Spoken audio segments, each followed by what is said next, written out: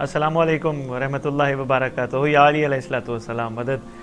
سامعین، جیسا کہ آپ جانتے ہیں شعبان کا مقدس و مطہر مہینہ جاری و ساری ہے اور یہ 1441 ہجری ہے۔ آپ کو یہ بھی معلوم ہے کہ صاحب زمان اجل اللہ فرج شریف دنیا میں تشریف فرما ہوئے۔ ان دنوں میں یہ وہی ایام ہیں جس میں روئے زمین پر اللہ کی وہ حجت آئی جس کے انتظار میں توحید، عدل، نبوت، امامت، قیامت سب موجود ہیں۔ تو یہاں کیا خوبصورت انداز میں کسی نے کہا کہ وہ جو حجاب حق میں موجود ہے بلغ العلا بکمالہ، یہ جو دو جہاں میں نور ہے کشف الدجا بجمالہ، جو لسان کبریا کا کلام ہے حسنت جمیع خصالہ، وہ جو آنے والا ہے آ رہا صلو علیہ وآلہ۔ سامعین، جب امام زمان علیہ السلام دنیا میں تشریف لائے تو احمد بن اسحاق قمی، جن کو خواص قائم آل محمد کے پاک بابا میں شمار کیا جاتا ہے، یعنی امام حسن عسکری علیہ السلام کے خواص میں شمار کیا جاتا ہے، جناب احمد بن اسحاق قمی، ان کے حوالے سے بڑی ایک مضبوط اور اہم روایت ہماری جملہ کتب غیبت میں موجود ہے۔ میں چاہتا ہوں اس کی طرف بھی ہمارے مومنین کی رعیت امام زمان علیہ السلام کی توجہ مبذول ہو جائے کہ احمد بن اسحاق قمی کے پاس امام حسن عسکری علیہ السلام نے ایک خط لکھا، ایک گرامی نامہ تحریر فرمایا۔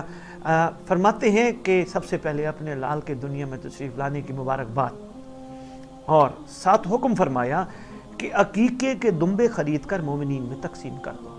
سرکار فرما رہے ہیں تو یہ بڑا اچھا موقع ہوتا ہے۔ میں چاہتا ہوں اگر مومنین صاحب استطاعت ہیں وہ سنت جناب احمد بن اسحاق پہ عمل کرتے ہوئے وہ بھی اسی طرح اس موقع پر عقیقے امام زمان علیہ السلام کی طرف سے عقیقے کے دمبے تقسیم کر دیں تاکہ مومنین بیچارے جو غریب ہیں ان تک گوشت بھی پہنچ جائے، وہ یاد بھی تازہ ہو جائے۔ تو سرکار فرماتے ہیں تقسیم کر دو، اور وقت بھی تحریر فرما دیا کہ اس وقت اس لمحے میرا لال دنیا میں آیا تھا۔ وقت بھی تحریر فرما دیا۔ احمد بن اسحاق قمی کے محلے میں ایک ماہر ذائچہ یعنی خان یعنی ایک نجومی، ایک یہودی تھا۔ شومی قسمت دیکھیں، مشہور ذائچہ خان نجومی یہودی تھا۔ وہ اس کو بلایا احمد بن اسحاق قمی نے، وہی وقت، وہی تاریخ، وہی لمحہ اس کو لکھ کے دیا اور کہا ذائچہ بنا کے ذرا بتاؤ ہمارا آنے والا شہنشاہ کیسا ہے۔ کافی دیر نجومی یہودی سوچ و بچار کرتا رہا، حساب کرتا رہا۔ احمد بن اسحاق قمی نے کہا کیا ہو گیا، حساب کتاب تیرے سے نہیں ہو رہا؟ کہتا نہیں، مسئلہ یہ نہیں ہے، تم میرے چہرے کی طرف دیکھ رہے ہو، میں حیران اس بات پہ ہوں کہ اس وقت کوئی بچہ پیدا ہو ہی نہیں سکتا۔ آیا ہے شہزادہ، لکھنے والے نے جو لکھا ہے وہ کائنات کی سچی زبان ہے، وہ شہزادہ آیا ہے۔ کہنے لگا اگر اس دن بچہ پیدا ہو جائے، احمد بن اسحاق قمی کہتا ہے اگر اس دن بچہ کو پیدا ہو جائے تو وہ کیسا ہوگا؟ ٹھیک ہے تم کہہ سکتے ہو، اس دن، اس لمحے، اس ساتھ، اس گھڑی میں کوئی نہیں آ سکتا، اگر کوئی آ جائے وہ کیسا ہوگا؟ کہنے لگا پھر میں اتنا ہی کہہ سکتا ہوں کہ اگر پہلے تو بچہ کوئی آ نہیں سکتا، اگر کوئی بچہ آ جائے، کیونکہ یہ سرطان کا 25واں درجہ ہے، طلوع کر رہا ہے، آنے والا یا نبی ہوگا یا نبی کا وصی ہوگا۔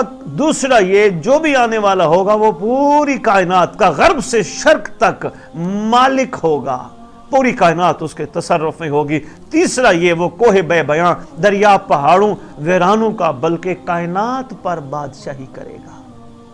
چوتھی بات، آنے والا، کیا کمال یہودی نجومی نے بات کی، آنے والا ایک دین حق کو متعارف کرائے گا۔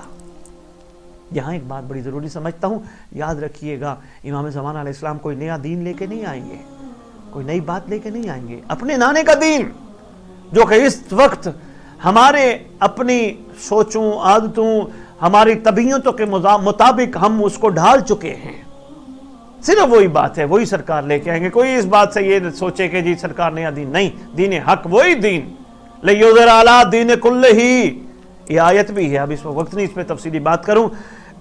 سب کو آگے کہتا ہے، نجومی کہتا ہے سب کو اس کے دین حق پر، اس کی بتائی ہوئی باتوں پر متفق ہونا پڑے گا، اور کوئی بے دین روئے زمین پر باقی نہیں رہے گا۔ اسی کے ساتھ اجازت چاہوں گا، یہ بھی انہیں آپ کو فکر دی، ضرور دیکھیے گا، اچھا لگے تو شیئر کیجیے گا تاکہ ہر مومن تک، ہر حوبدار تک، ہر عزادار تک، ہر بندے تک یہ بات پہنچ جائے کہ وہ بھی محسوس کرے کہ یہ ماجرا کیا ہے، آنے والا شہزادہ کون ہے، جن کا 11واں علی اس انداز سے آئے، اس گھر عطر کے باقی علی کیسے آئے ہوں گے۔ اللہم صلی علی محمد وعلی محمد وعجل فرجہم بقائمہم، اجل اللہ تعالی فرج شریف۔